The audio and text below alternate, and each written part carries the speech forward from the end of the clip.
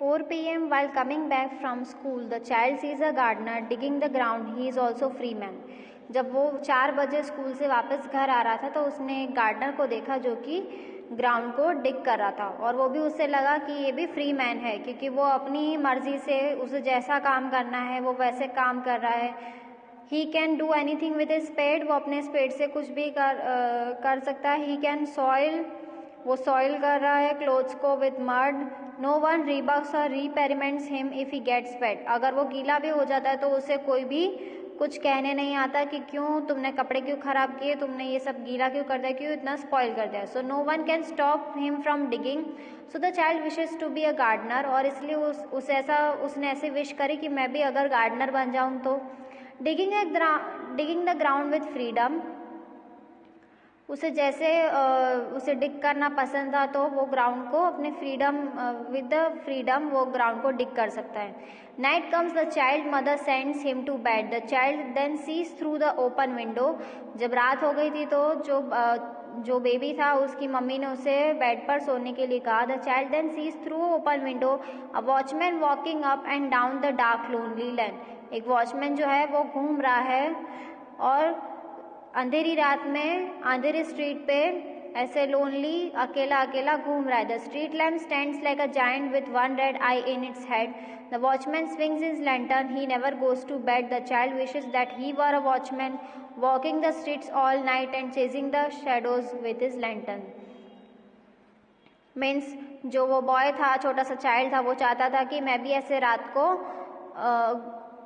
Walk करूँ, ऐसे lonely street पर घूमूं और कोई मुझे ऐसे कहे नहीं कि ये टाइम हो गया है बेड पर सोने जाने का, ये करो वो करो. The child wishes that he were a watchman walking the streets. पूरी रात वो स्ट्रीट्स पे वॉक करते रहे और लैंटर्न्स के साथ खेलते रहे. Now working with the text, working with the poem. Your partner and you may now be able to answer these questions. Who is the speaker in the poem? Who are the people the speaker meets?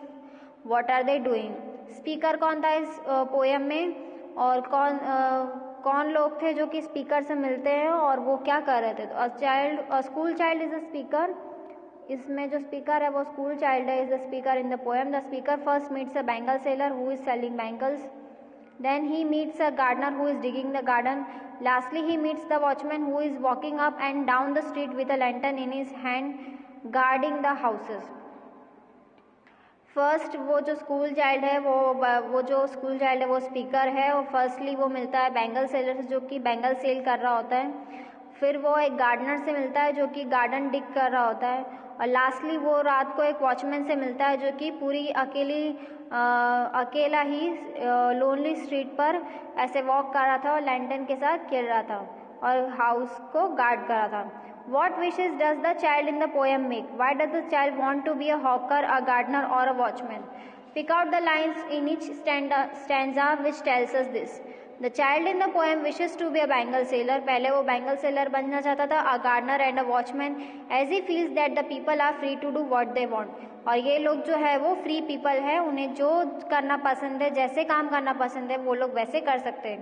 I wish I were a hawker sending my day on the road crying bangles.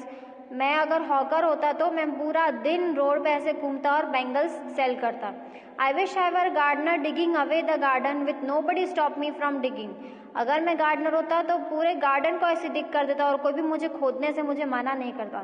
I wish I were watchman walking the street all night chasing the shadows with my lantern.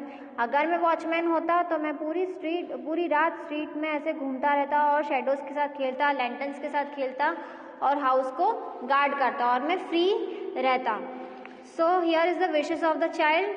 Now from the way the child envies the hawker, the gardener and the watchman we can guess that there are many things the child has to do or must not to do. ऐसी बहुत सारी चीजें होती है कि जो child कर सकता है और जो नहीं कर सकता. The child must come home at fix time. एक फिक्स टाइम पे आना पड़ता है. The child must not get his clothes dirty in the dust. वो अपने क्लोथ्स को डस्ट में डर्टी नहीं कर सकता. Go to school at 10 AM. School का जो टाइमिंग होता है वो फिक्स होता है. Get baked in the sun, get waked. और धूप में ऐसे घूम नहीं सकता और गीला नहीं हो सकता, खेल नहीं सकता, मस्ती नहीं कर सकता. Go to school in the uniform, observe discipline. School uniform में जाना पड़ता है. Go out in the dark. वो अंधेरे में नहीं जा सकता। Respect teachers and elders, teachers और एल्डर्स को रिस्पेक्ट करना पड़ता है। Now add to the list your own complaints about the things you have to do or must not to do.